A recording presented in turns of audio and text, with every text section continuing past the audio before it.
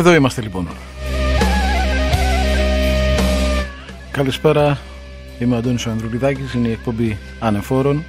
Στον ήχο είναι ο Άλεξ Ηλιάδης.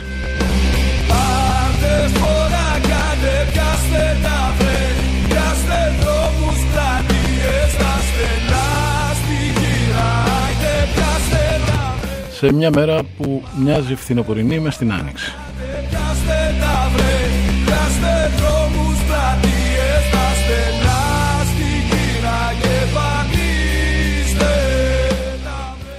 Σήμερα θέλω να πω ότι είχαμε συζητήσει από χθες μήπως μπορούσε να είναι ο φίλος μου Ηλίας ο Κουτσακίδης εδώ, ο δικηγόρος. Καλησπέρα, είναι ο Χόε από τους μαγευτικούς Παξούς,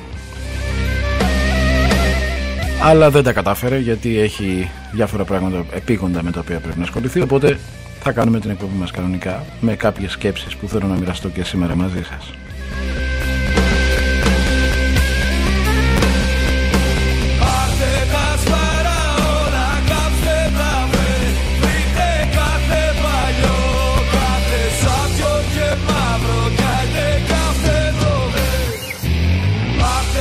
Θέλω να αναφερθώ σε δύο θέματα που μοιάζουν να είναι ίσως λίγο άσχετα.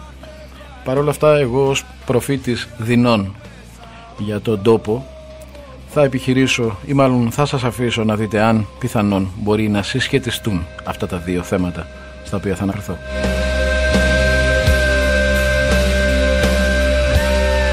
Γεια σου ρε Οδυσσέα από τη Γερμανία.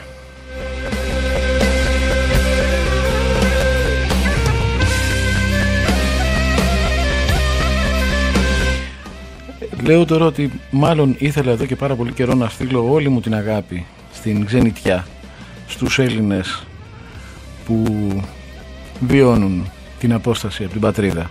Να τους στείλω έτσι όλη μου την αγάπη.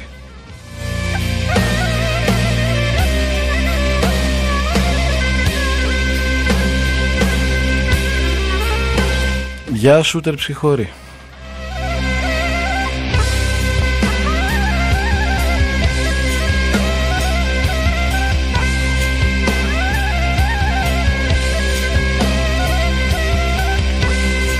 Στο σήμα της εκπομπής, όπως πάντα, αυτά τα μαγικά κλαρίνα που μας τροφοδοτούν με δύναμη και πίστη στο μέλλον.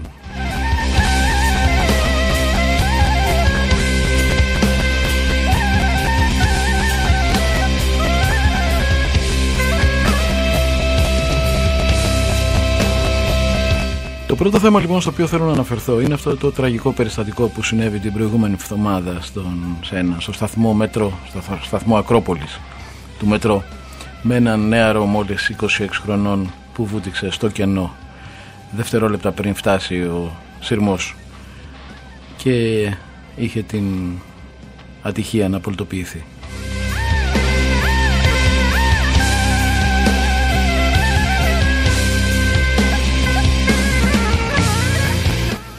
Μάλλον έχουμε εξοικειωθεί πια πάρα πολύ με το φαινόμενο της αυτοκτονικότητας σε αυτόν τον τόπο. Πρέπει να θυμίσω, νομίζω το έχω αναφέρει ξανά, για μια έρευνα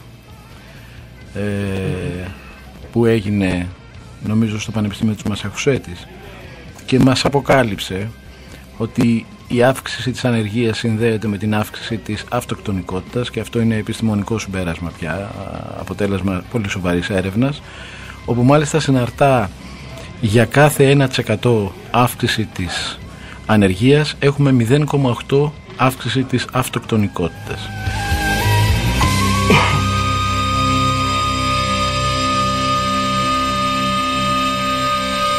Καλό απόγευμα και σε σένα, Κατερίνα.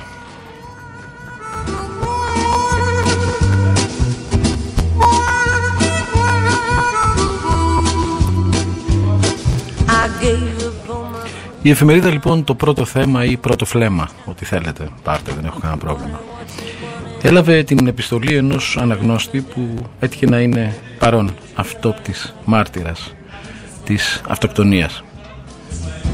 When my heart was bleeding, she turned around and laughed. Girls don't cry for Louis. Louis wouldn't cry for you. When you walk the streets for Louis. You better do what Louis tells you to. I met Louis on a hazy morning when the bars were closing down. He said, honey, I really like your prancing. Όπως τονίζει λοιπόν σε αυτή την επιστολή ο αναγνώστης της εφημερίδας και ο αυτόπτης μάρτυρας, είχε την ατυχία να βρίσκεται το μεσημέρι της Παρασκευής στο σειρμό που είχε κατεύθυνση προς το ελληνικό και μεταφέρει τα όσα βίωσε πριν αλλά και μετά την τραγωδία. Γεια σου Ζαμέ.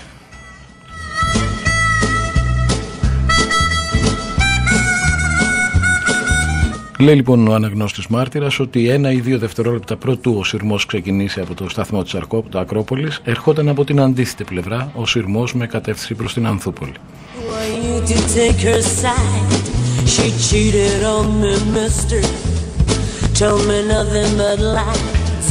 Δεν είχε κόσμο, λέει, στην αντίθετη πλευρά του σταθμού και τότε είδα και άκουσα κάτι νεαρά παιδιά να φωνάζουν «Οχ, πάει ο άνθρωπος, σκοτώθηκε, έπεσε». Πανικός. Ο δικός μας σειρμός δεν ξεκίνησε.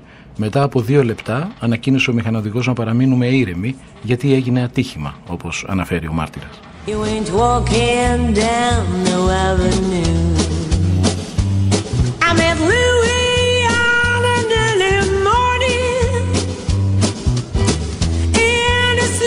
Τότε, όπως τονίζει ο αναγνώστης, κάποιοι επιβάτες άρχισαν να κλωτσάνε με μανία την πόρτα του σειρμού, να ουρλιάζουν και να βρίζουν τον οδηγό, το μετρό, την κυβέρνηση κλπ.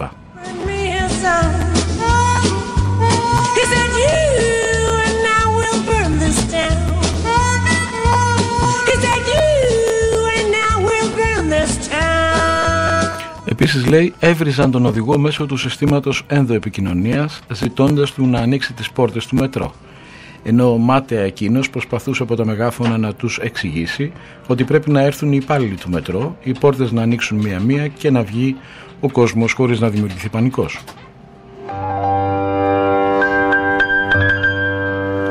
Ψήλα τα παραθύρια σου. Και ακούμε τον αγαπημένο μου τον Γιώργο Τζόρτζη.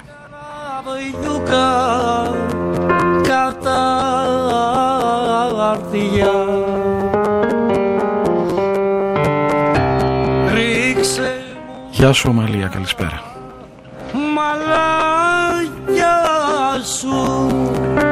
Όπως σημειώνει λοιπόν ο αυτόπτης μάρτυρας σε αυτή την επιστολή προς το πρώτο θέμα, μέσα σε 3 λεπτά έγινε η εκένωση του σειρμού, ωστόσο τότε, όπως λέει, άρχισαν τα άλλα ευτράπελα. Όπως σημειώνει, κάποιοι πολίτες ήθελαν να δουν το διαμελισμένο σώμα του άτυχου άντρα, ο οποίος πήδηξε στις γραμμές του μετρό.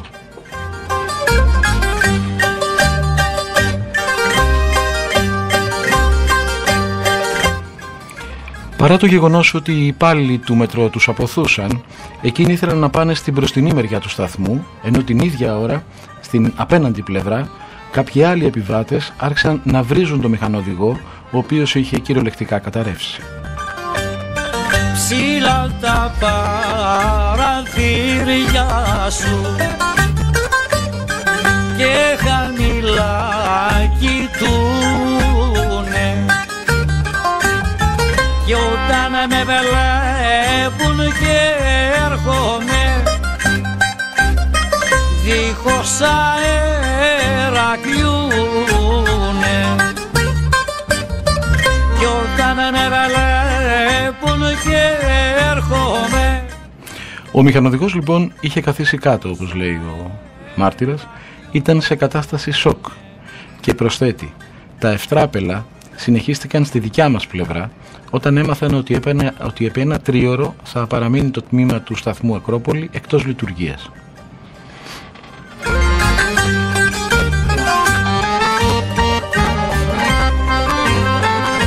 Τότε λοιπόν, σύμφωνα με τον αυτόπτη μάρτυρα, κάποιοι άρχισαν να φωνάζουν και να ζητούν από τους υπαλλήλους εδώ και τώρα να τους βρουν μεταφορικό μέσο για τον προορισμό τους και άλλοι να τους βρίζουν «ρεαλίτες, ρε γαμημένοι, να μου πληρώσετε το ταξί». και θα λυγίσει ο κλόνος και θα σου φύγει το πουλί και θα σου μείνει ο πόνος και θα σου φύγει. Νομίζω ότι όλο αυτό περιγράφει τον τρόπο που αντιλαμβανόμαστε, που κατανοούμε το μέγα μυστήριο ή την ύψιστη αναγκαιότητα, την ανελευθερία του θανάτου. Και βέβαια δεν είναι καθόλου τυχαίο ότι στις κοινωνίες η στάση που κρατάει η συλλογικότητα απέναντι στο θάνατο είναι συχνά η ίδια με τη στάση που κρατάει απέναντι στον έρωτα.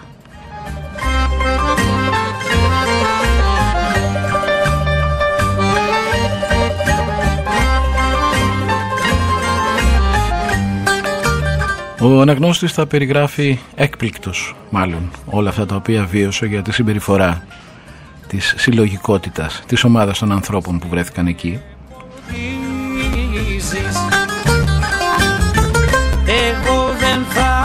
Και προβληματίζεται για την αδυναμία του κοινού να κατανοήσει, να ενσυναισθανθεί το θάνατο που συνέβη μπροστά στα μάτια του και την αποφασιστικότητά του να του πληρώσουν το ταξί για να φύγει από εκεί.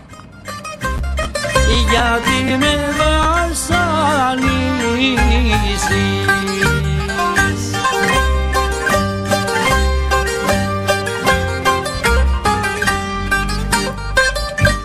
Αυτό είναι το ένα θέμα από την κουβέντα που θέλω να κάνουμε σήμερα, το οποίο θέλω να το αφήσετε στην άκρη του μυαλού σας.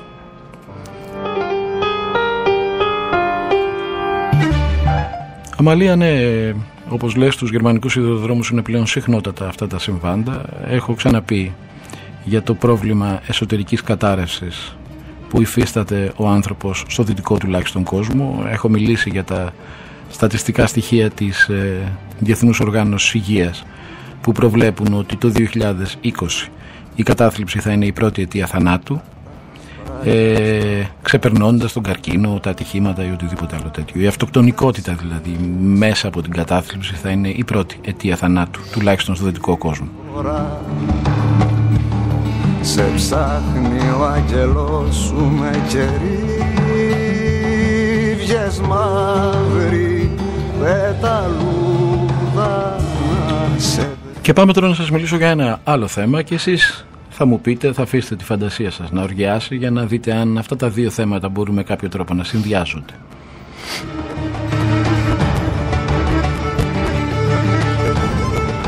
Τον Αύγουστο του 2014 κυκλοφόρησε ένα εξαιρετικό βιβλίο που δεν έχει έρθει ακόμα στην Ελλάδα και λέγεται The Winner Effect, το φαινόμενο της νίκης ή κάπως έτσι, του νικητή, με υπότιτλο «Η επιτυχία και η αποτυχία στο πλαίσιο της νευροεπιστήμης».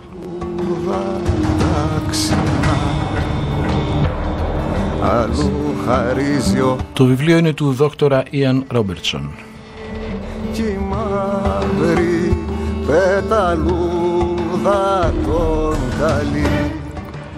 Στο βιβλίο υπάρχει ένα κεφάλαιο που αναφέρεται στον ISIS, στο Ισλαμικό κράτος, και προσπαθεί, επιχειρεί να εξηγήσει τη βαρβαρότητα, την αγριότητα που συνοδεύει την καθημερινή πραγματικότητα των ανθρώπων εκεί.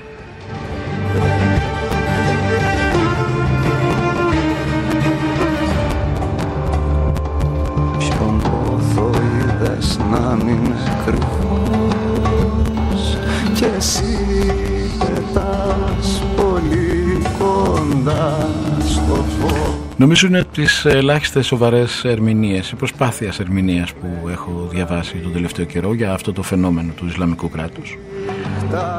Δεν θα σε βρει ζωντανή.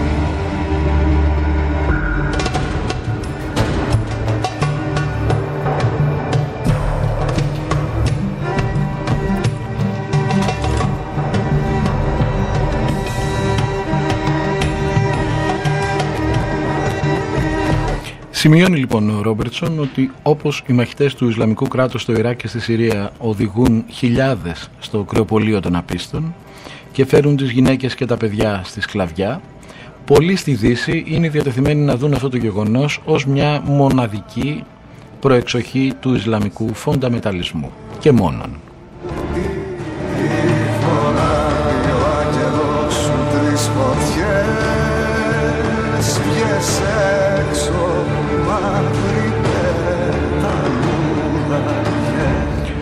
Ωστόσο συνεχίζει η γενοκτονία των Ντούτσι από τους Χούτους στη Ρουάντα ή η μαζική δολοφονία των κατοίκων των πόλεων της Καμπότζης από τους Ερυθρούς Χμέρ ή η ναζιστική γενοκτονία των Εβραίων, των Τζιγκάνων, ακόμα και των ατόμων με ειδικές ανάγκες, δείχνει, κατά τον Ρόμπερτσον, ότι η λίστα της αγριότητας μάλλον πρέπει να αναζητηθεί σε κάτι βαθύτερα θλιβερό.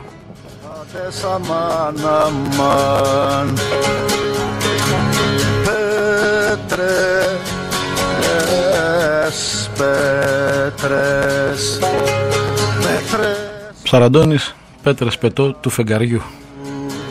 Μεγάλη κουβέντα.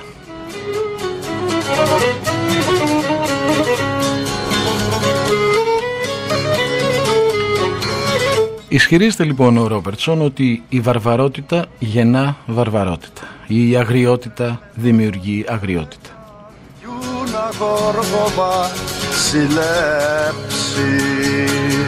Και αναρωτιέται ποια μπορεί να είναι λοιπόν η αιτία, η πηγή, η προέλευση της βαρβαρότητας, αν δεν μπορεί να αποδοθεί σε μια μόνο θρησκεία ή σε μια μόνο ιδεολογία.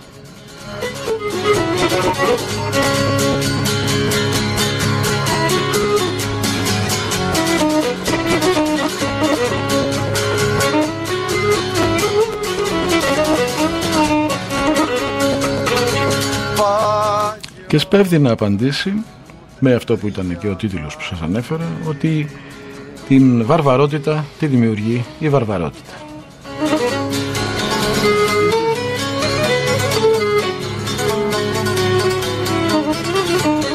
Και συνεχίζει σε μια διαπίστωση που νομίζω ότι είναι καθοριστική και μπορεί κανείς να αρχίσει σιγά σιγά να τη συνδέει με το πρώτο θέμα που σας ανέφερα.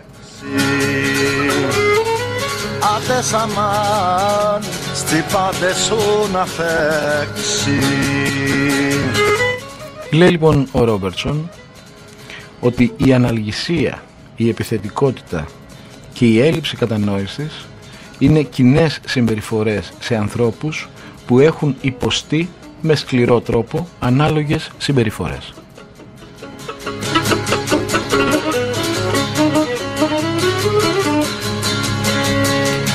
Και φέρνει ως πραγματικά εντυπωσιακό παράδειγμα τα ναζιστικά στρατόπεδα συγκέντρωσης, όπου πολλοί από τους πιο σκληρούς και άγριους βάρβαρους φρουρούς ήταν κρατούμενοι, τα περιβόητα κάπως.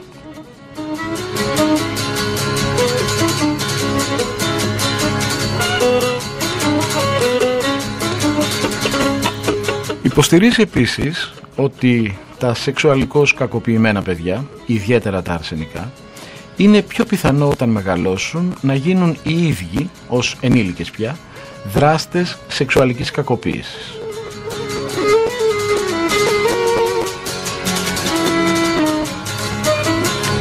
Αν και όπως εκτιμά η πλειοψηφία δεν λειτουργεί συνήθως έτσι, εντούτοις τα θύματα συχνά ανταποκρίνονται στο τραύμα που έχουν υποστεί με το να γίνουν θύτες.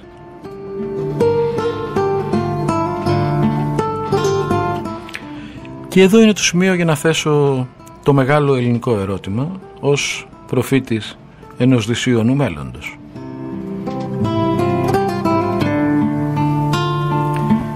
Τα σημερινά θύματα της κακοποίησης που υφίσταται το σώμα του λαού και του τόπου, σε τι άραγε θα μετασχηματίσουν σε μερικά χρόνια το τραύμα που έχουν υποστεί από αυτήν την βάρβαρη κακοποίηση?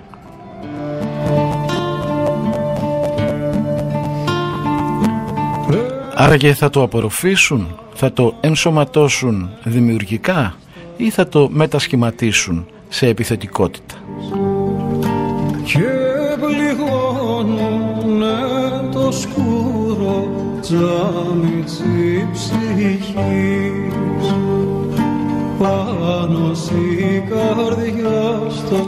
Θέλω να πω απλά, τι θα κάνουμε με τούτο το τραύμα που κουβαλάμε στα τελευταία τουλάχιστον 5-6 μνημονιακά χρόνια? Τι θα το κάνουμε?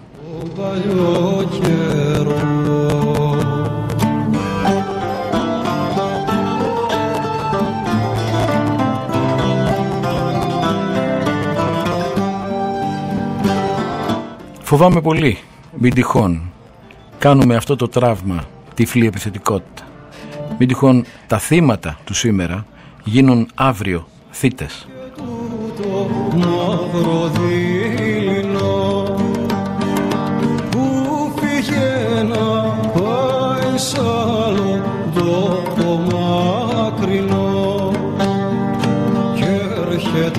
Θα ακολουθήσω την ανάλυση που κάνει και ο Ρόμπερτσον σε σχέση με το τι συμβαίνει με το ISIS, για να δούμε τον μηχανισμό που ενεργοποιείται και που μπορεί να μετατρέψει μέσα από την τραυματοποίηση ένα θύμα σε θύτη, για να δούμε αν τυχόν παρόμοιες προϋποθέσεις μπορεί σε κάποιο χρονικό διάστημα να εκπληρωθούν και στην ελληνική πραγματικότητα και έτσι τα σημερινά θύματα να μετατραπούν αύριο σε θύτες.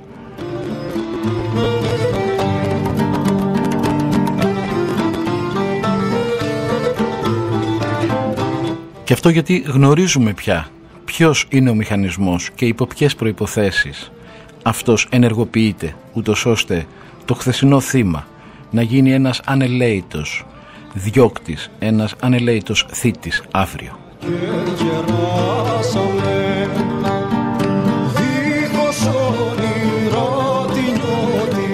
Πηγαίνοντας προς διάλειμμα σιγά σιγά, σας αφήνω να απολαύσετε αυτό το όμορφο τραγούδι. Μπας και καταλαγιάσει η ψυχή σας από όλα τούτα τα δύσκολα που σας έχω φορτώσει αυτό το απόγευμα.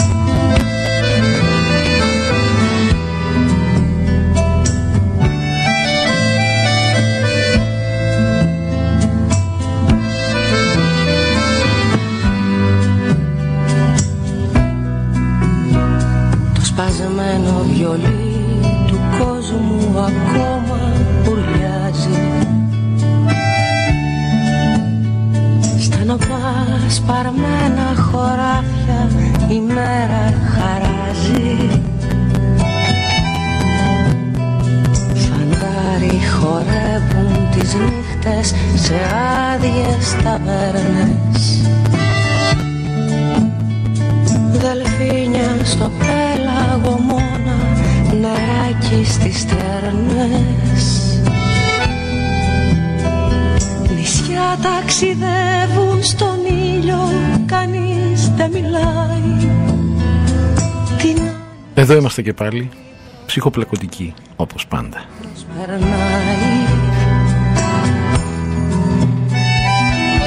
Όλα κύριε Νίκο είναι εδώ. Το τραγούδι δεν ξέρω αν το ξέρετε, είναι αφιερωμένο στον Νίκο Γκάτσο. Κι όπως τα ξέρεις από τις λύπες. Οδυσσέα, ναι, μια χαρά το λες. Είναι ο εργάτης που έγινε εργοδηγός, έγινε αρχιεργάτης και αλλάζει τα φώτα στους εργάτες. Νερό να φέρεις της λησμονιάς πικρό νερό.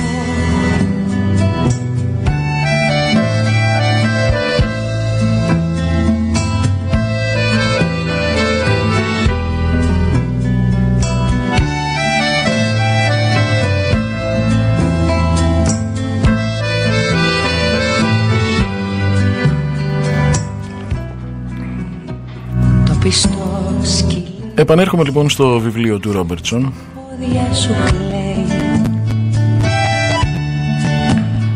Στο οποίο λοιπόν, προσπαθώντας να ερμηνεύσει το φαινόμενο αυτό της αγριότητας, βαρβαρότητας του Ισλαμικού κράτους, υποστηρίζει ότι το σοκ και δέος του βομβαρδισμού της Βαγδάτης και η επακολουθή εισβολή το 2003 πυροδότησε, λέει, μια έκρηξη βίας και διέσπασε το συνολικό πλαίσιο του νόμου και της τάξης στη χώρα. Τ' αδερφό Μακρυγιάννη, πόσο ακόμα ραγιάδες η Κρήτη κοιμάνει. Μ' άρεσε πολύ αυτή η αποστροφή. Πόσο ακόμα ραγιάδες η Κρήτη κοιμάνει. Το χάνει. Όλα, κύριε Νίκο, είναι εδώ, όπως τα άφησες εσύ και όπως τα ξέρεις. Φαντάζομαι ότι αντιλαμβάνεστε γιατί προτιμώ να μιλάω για αυτά και όχι για τη συμφωνία που πίκειται, γιατί μιλώ για πράγματα που θα τα δούμε όποιο και αν είναι το αποτέλεσμα της συμφωνίας. Είναι πιθανόν μάλλον να τα δούμε, και μιλώ για αυτά με έναν τρόπο μελλοντολογικό ίσως, γιατί χρειάζεται από σήμερα να δούμε τι θέση θα πάρουμε, να δούμε πώς ενδεχόμενα μπορούμε να αποτρέψουμε τα σημερινά θύματα στη χώρα να γίνουν αύριο θύτες. Κι όταν γυρίσεις και σε δω μέσα στη στρώμνα τη χρυσή νερόλα. Λέει λοιπόν ο Ρόμπερτσον ότι ελάχιστοι Ιρακινοί διέφυγαν από τις επιπτώσεις που είχαν τα αυτοκίνητα βόμβες και οι αγριότητες στην αγορά και οι δολοφονίες.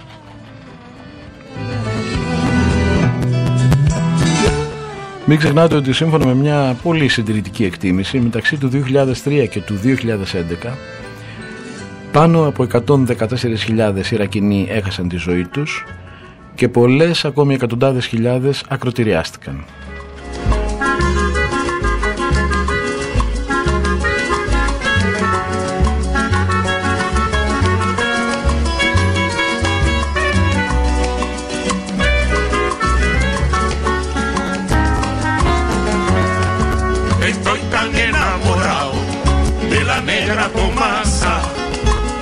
Cuando se va de casa, qué triste me pongo, estoy tan enamorado.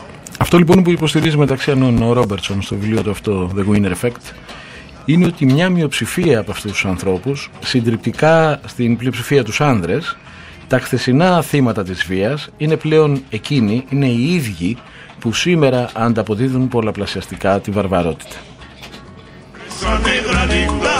Καλησπέρα Σοκ.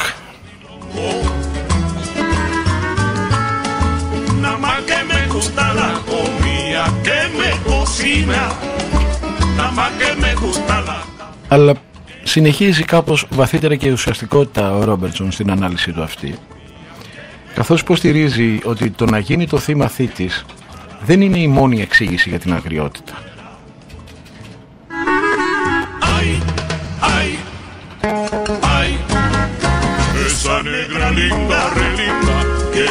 Καθώς λέει το κράτος καταραίει και μαζί του καταραίει η αίσθηση της δημόσιας ασφάλειας και της κοινωνίας των πολιτών, αναδύεται από την κατάρρευση του κοινωνικού κράτους κυρίως μία μόνο δυνατότητα, μία μόνο καταφυγή για την επιβίωση, η ένταξη σε μια ομάδα.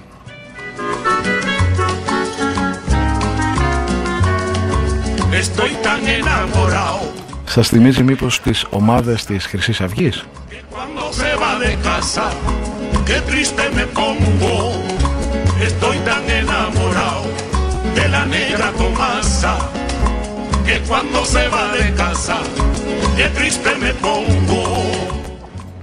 Λέει ο αγαπητός συγχολήπτης, θεωρώ ότι όσο πιθανό είναι κάποιος να γίνει από εργάτης εργοδηγός και να τους τσακίσει όλους, άλλο τόσο πιθανό είναι και το αντίστροφο. Και συμφωνώ απόλυτα. Θεωρώ το δίχως άλλο πως ένας άνθρωπος με ηθικές και αξίες, όταν λάβει εξουσία, δεν κάνει τα όσα δεν του άρεσε να του κάνουν. Μου έχει τύχει με παλαιότερη εργοδοσία μοιρασμένη στα δύο, ο ένας να είναι κουτάβι που έγινε μαντρόσκυλο και ο συνέτερος να είναι άρχισυνδικαλιστής μαζί μας απέναντι στο συνεταίρο του. Θα συμφωνήσω απόλυτα. Το θέμα είναι, αυτό που προσπαθώ να προσεγγίσω, να δούμε υπό ποιες προϋποθέσεις μπορεί να παράγεται ο ένας τύπος ανθρώπου ή ο άλλος τύπος ανθρώπου.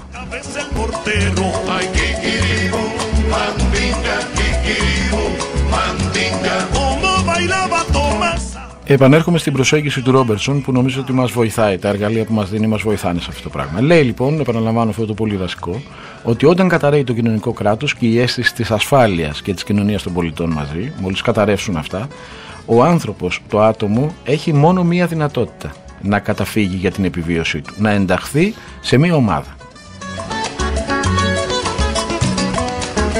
Και έλεγα ότι εδώ νομίζω ότι κολλάει πάρα πολύ καλά η λογική της Χρυσής Αυγής με αυτές τις ομάδες που δημιούργησε και που είχαν σαν αποτέλεσμα και τη δολοφονία του νεαρού ράπερ κτλ.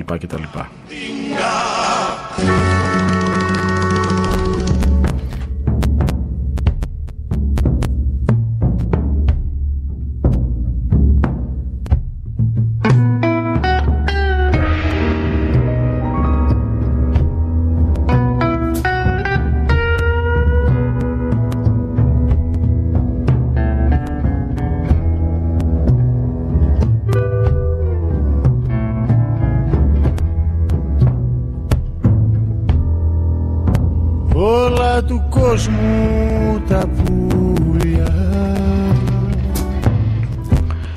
Ο Ρόμπερτσον υποστηρίζει ότι οι ομάδες στις οποίες θα σπεύσει κανείς να καταφύγει για να επιβιώσει μπορεί να ορίζονται από τη θρησκεία, από τη φυλή, από την πολιτική ή ακόμα και από μια φατρία σε μια λογική συμμορίας.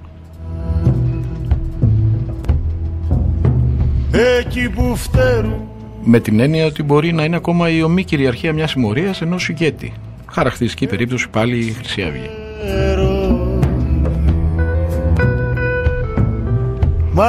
Γιατί συμβαίνει αυτό? Γιατί ο άνθρωπος εναποθέτει την επιβίωσή του, την ασφάλειά του στην αμοιβαία ασφάλεια που προσφέρει η ομάδα.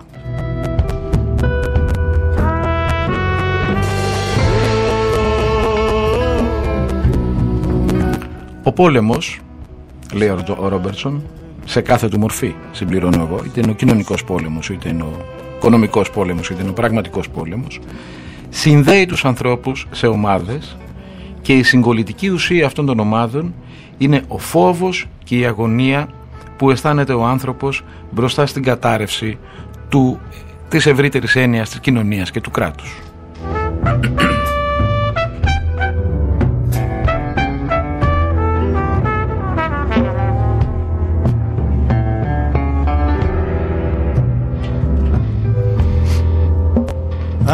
Επίσης, η ομάδα προσφέρει την αυτοεκτίμηση σε ανθρώπους που νιώθουν ταπεινωμένοι από την απώλεια της αρχικής τους θέσης, τις θέσεις δηλαδή που είχαν σε μια σχετικά οργανωμένη κοινωνία.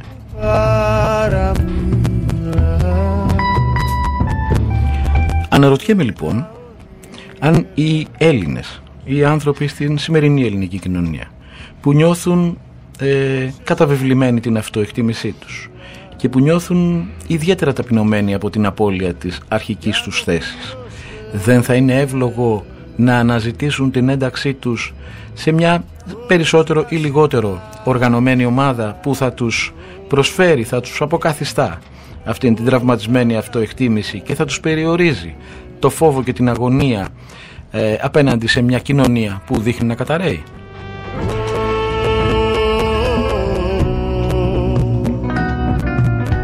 Σαν αερικό θα ζήσω.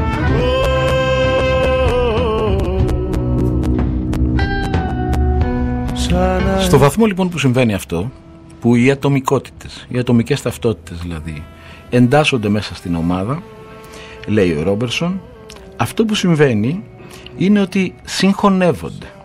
Είναι σαν να βυθίζεται η ταυτότητα του ατόμου, να χάνεται, να συγχωνεύεται, να γίνεται σχεδόν ένα πράγμα με την ταυτότητα της ομάδας, της συλλογικότητας.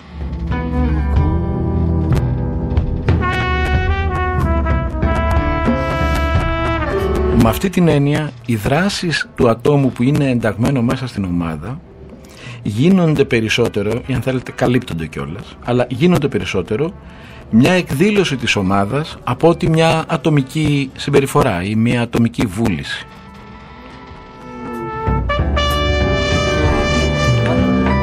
Ο Ρουπακιάς δηλαδή που σκότωσε το Φίσα, με άλλα λόγια, δεν δρούσε στην πραγματικότητα ως άτομο, αλλά ως η συνισταμένη της ομάδας στην οποία συμμετείχε.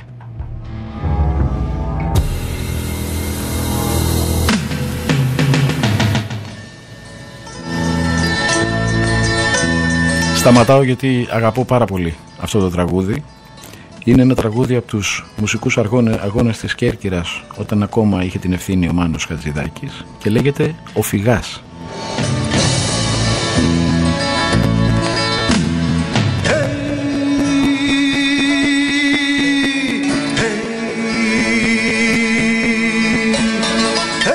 Μηχανόδηγε, να'ρθω μαζί σου.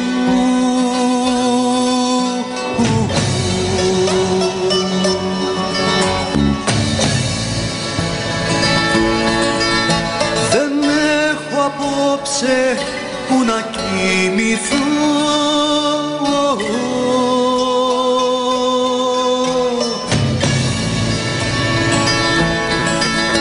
την πόλη αυτή που μέσα μου έχω κλείσει,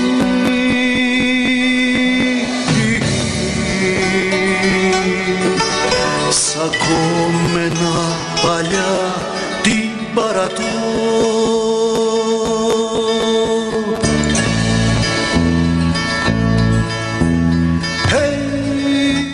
Δεν γίνεται να τα ακούσουμε όλο, γιατί δεν θα προλάβουμε να σας πω τα πράγματα που θέλω να σας πω.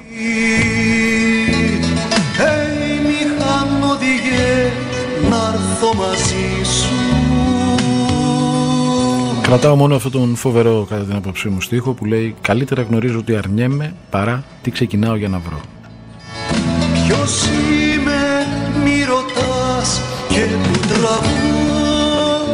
Λέει λοιπόν ο Ρόμπερτσον, όταν συμβαίνει αυτό, όταν δηλαδή η ατομική ταυτότητα συγχωνεύεται, βυθίζεται, χάνεται μέσα στην συλλογική ταυτότητα, οι άνθρωποι μπορεί να κάνουν τρομερά πράγματα που ποτέ δεν θα είχαν φανταστεί σε διαφορετική περίπτωση.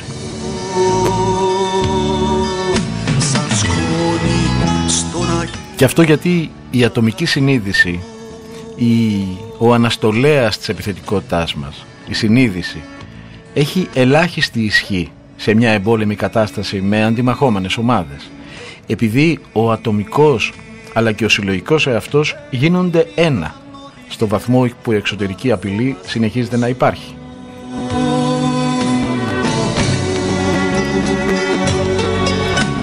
Με τον τρόπο αυτό οι ομάδες είναι ικανές για πολύ μεγαλύτερη αγριότητα, πολύ περισσότερη από ότι το άθροισμα των μεμονωμένων ατόμων που τις απαρτίζουν.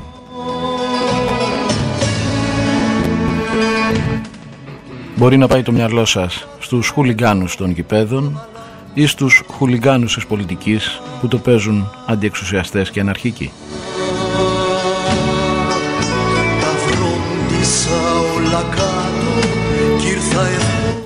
Αλλά ο Ρόμπερτσον πηγαίνει λίγο ακόμα βαθύτερα και λέει μπορείτε να δείτε αυτό το πράγμα στα πρόσωπα των νεαρών αρσενικών μαχητών του Ισλαμικού κράτους πάνω στα φορτηγά τους με τις μαύρες σημαίες που ανεμίζουν, τα πλατιά χαμόγελα στο πρόσωπό τους και τις σφιγμένες υψωμένες γροθιές.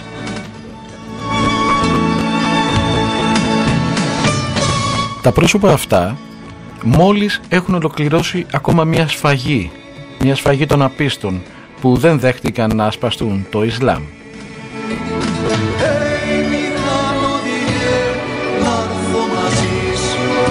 Και αυτό που είναι απόλυτα ορατό στα πρόσωπα αυτά με βάση την επιστήμη της νευροφυσιολογίας είναι ότι έχουμε να κάνουμε με έναν συνδυασμό της ορμόνης οκιτοκίνης και της ορμόνης τεστοστερόνης.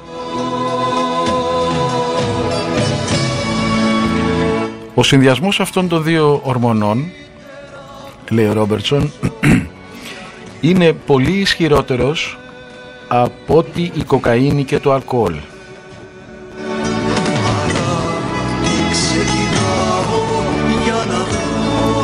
Γιατί ακριβώς αυτές οι δύο φυσικές ορμόνες, αυτά τα δύο φυσικά φάρμακα, ανεβάζουν τη διάθεση προκαλούν αισιοδοξία και ενεργοποιούν την επιθετική δράση εκ μέρους της ομάδας.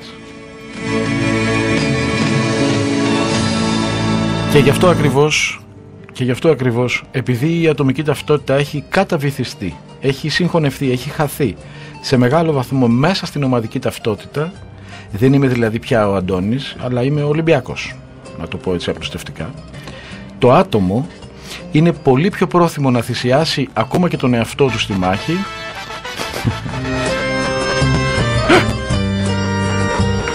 Αυτό ήταν μια παρέμβαση εδώ του ηχολήπτη.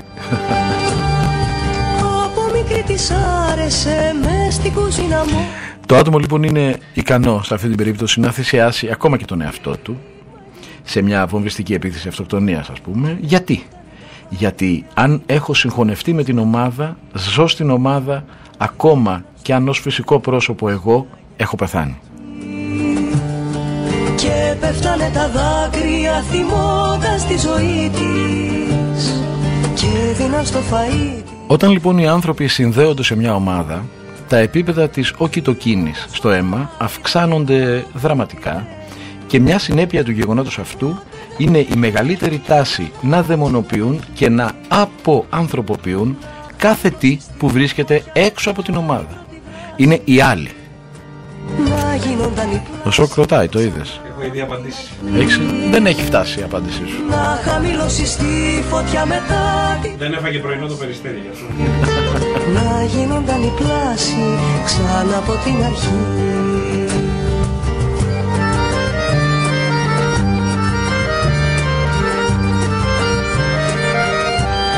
Άρα, είμαι και το καφιέ με, λέει ο Χολύπτης. Είμαι εκτός ομάδας, δεν μπορώ να τοποθετηθώ. Και κανονίστε εσείς τα επίπεδα οκιτοκίνης σας, που στο καλό θα πάνε, τα έχετε τεινάξει τα ύφαλα μαζί με την τεστοστερόνη. Ψιλοκομμένος μάιντανος και σκόρδο μια σκελίδα, να φύγει μια ελπίδα στα μάτια τα μελιά, και προς το τέλος πρόσθεσε ένα ποτήρι λάδι. Επαναλαμβάνω λοιπόν ότι όταν οι άνθρωποι συνδέονται σε μια συλλογικότητα, σε μια ομάδα, αυξάνονται τα επίπεδα της οκιτοκίνης στο αίμα, αυτής της ορμόνης, και δεν είναι μονάχα ότι χάνονται, συγχωνεύονται μέσα στην ομάδα, αλλά ταυτόχρονα δαιμονοποιούν και αποανθρωποποιούν κάθε τι που βρίσκεται έξω από την ομάδα. Αυτό, λέει ο Ρόμπερτσον, είναι το παράδοξο της ανιδιοτελούς προσφοράς προς την ομάδα, που καθιστά ευκολότερη από την άλλη πλευρά την αναισθητοποίηση προς οτιδήποτε είναι έξω από την ομάδα. Με άλλα λόγια, οτιδήποτε έξω από την ομάδα γίνεται ένα απλό αντικείμενο.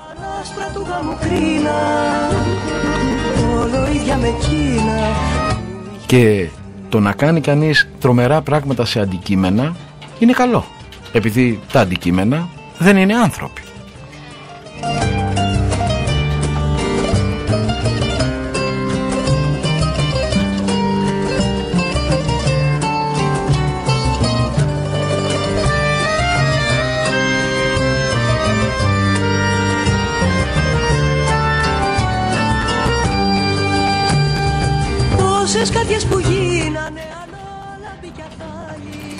Αμαλία, συμφωνώ απόλυτα μαζί σου, και όπως βλέπεις, όπως μπορείτε όλοι να διαπιστώσετε, η αίσθηση της ομάδας που την ενεργοποίησα λέγοντας τη λέξη Ολυμπιακός προκάλεσε προκάλεσε σχόλια αρκετά, δείχνοντας ακριβώς, επιβεβαιώνοντας ακριβώς αυτό το οποίο τόση ώρα υποστηρίζω.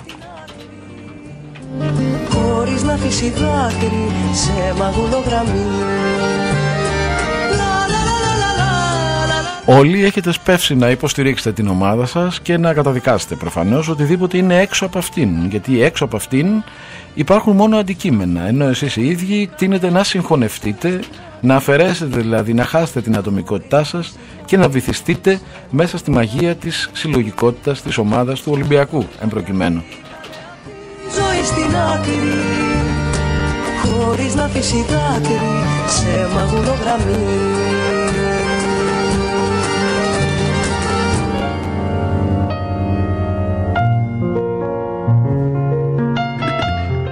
Πάμε γρήγορα γιατί κοντεύουμε να τελειώσουμε και δεν μας φτάνει ο χρόνος.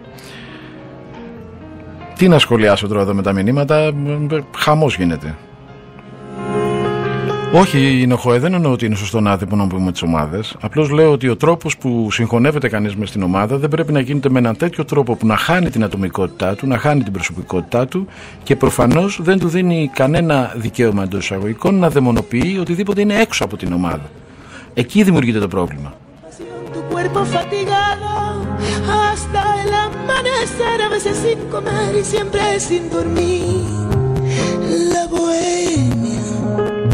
Λέει λοιπόν ο Ρόμπερτσον ότι εδώ είναι ένα τρομακτικό γεγονός, καθώς μελετούμε το μακελιό στο Ιράκ και στη Συρία. Η απέχθεια για οτιδήποτε έξω από την ομάδα ενισχύεται και αυξάνεται εκεί όπου η θρησκεία είναι αυτή που καθορίζει την ομάδα. Ειδικά μάλιστα στις επιθέσεις αυτοκτονίας εναντίον της αντίπαλης ομάδας, όπως μπορούμε να δούμε με τόσο τραγικό τρόπο σε όλες τις ομάδες της Μέσης Ανατολής που είναι θρησκευτικά καθορισμένες, εμφανίζεται ένας βαθμός επιθετικότητας εναντίον των αντιπάλων, ο οποίος δεν υπάρχει τόσο έντονος σε καμιά άλλη ομάδα παρά μονάχα σε αυτές που καθορίζονται με θρησκευτικά κριτήρια. Γιατί άραγε συμβαίνει αυτό? Απαντάω. Αυτό συμβαίνει γιατί η θρησκεία συναρτάται αναγκαστικά με το θάνατο, επιχειρεί να δώσει μια απάντηση στο μυστήριο του θανάτου και άρα γι' αυτό ακριβώς όταν η θρησκεία καθορίζει τα κριτήρια με βάση τα οποία δομείται, χτίζεται η ομάδα, είναι καταλυτικά έντονη αυτή η διαφοροποίηση σε σχέση με τους άλλους.